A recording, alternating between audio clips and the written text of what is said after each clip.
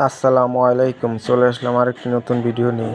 আজকে ভিডিওর টপিক হচ্ছে ইউনিভার্সাল মাদারবোর্ড কিভাবে কানেকশন করতে হয় এলসিডি এলইডি টিভির ভিতরে। এই যে দেখতে পাচ্ছেন একটি পাওয়ার সাপ্লাই। তো এই পাওয়ার সাপ্লাইটি আপনার কি হবে, এসি 220 ভোল্ট ইনপুট করলে সরাসরি কিন্তু এখানে 12 ভোল্ট আসবে না, এখানে শুধু 3.3 ভোল্ট শো করবে। তো 3.3 ভোল্ট শো করবে। 12 ভোল্ট কীভাবে আসবে? 12 ভোল্ট আসার জন্য এখানে কিছু মডিফাই করতে হবে। তো মডিফাই করলে কিন্তু আপনার 12 ভোল্ট আসবে। তো কীভাবে মডিফাই করবেন সেটাই দেখাবো। এখানে লেখা আছে, দেখতে পাচ্ছেন 12 ভোল্ট, 12 ভোল্ট জিএন্ড গ্রাউন্ড, তারপর লেখা আছে 3.3 ভোল্ট, তারপর লেখা আছে P1 আর PS1 কিন্তু একই, তারপর লেখা আছে BL1। তো এখানে গণনা শুরু করবেন এই যে এখান থেকে। এই যে প্রথম যে লাইনটা আছে এখানে কিন্তু দুইটি লাইন, আপনারা এই যে সামনের লাইনটির কথা বলতে পারতেন। এই সামনের এটা 12 ভোল্ট, এটা 12 ভোল্ট, এটা হচ্ছে গ্রাউন্ড, তারপর আছে 3.3 ভোল্ট, তারপর আছে P1, তারপর আছে BL1। তো আপনারা কি করবেন, এখানে লেখা আছে এই যে 3.3, এই 3.3, এই যে এখানে 3.3 আর এখানে আছে PS1, এই 3.3 আর PS1 শর্ট করে দিবেন। এই দুইটা একসাথে শর্ট করে দিলে কি হবে, আপনার কিন্তু পাওয়ার সাপ্লাইটি অন হয়ে যাবে। তো পাওয়ার সাপ্লাইটি অন হওয়ার পরে,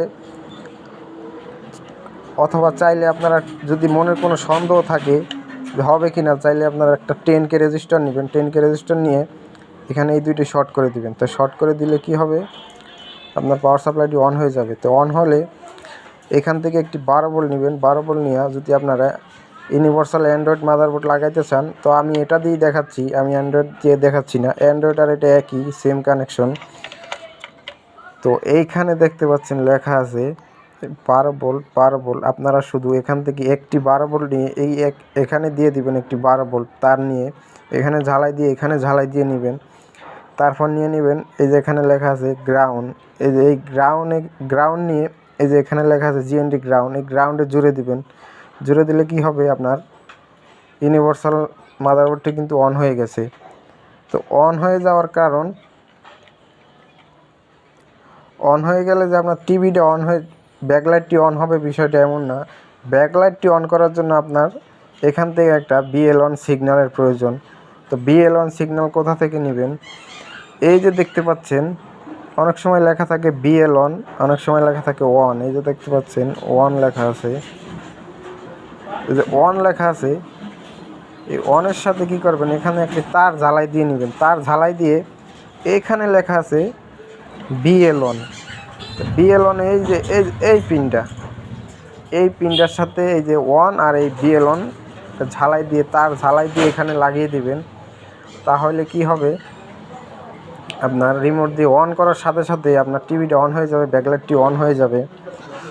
তো এভাবেই কাজটি করে নিতে পারবেন। তো এটা লাগানোর কারণটা হলো, এই পাওয়ার সাপ্লাইয়ের সাথে কিন্তু ব্যাকলাইট ইনভার্টার দেওয়া আছে।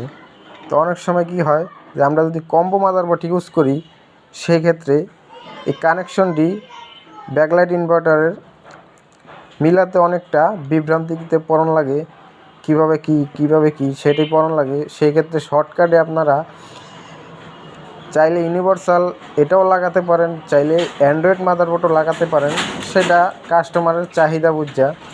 তো অ্যান্ড্রয়েড মাদারবোর্ডটি লাগালে কম্বো মাদারবোর্ডতে এই মাদারবোর্ডগুলো অনেকটা ভালো, সেই ক্ষেত্রে আপনারা এটা ইউজ করতে পারেন অ্যান্ড্রয়েড মাদারবোর্ডগুলো। তো আশা করি বিষয়টি বুঝতে পেরেছেন। যদি সেই ক্ষেত্রে আপনার যদি বুঝতে কোনো অসুবিধা হয়, সেটি কমেন্ট করে জানাতে পারেন, তো আমরা বোঝানোর চেষ্টা করব।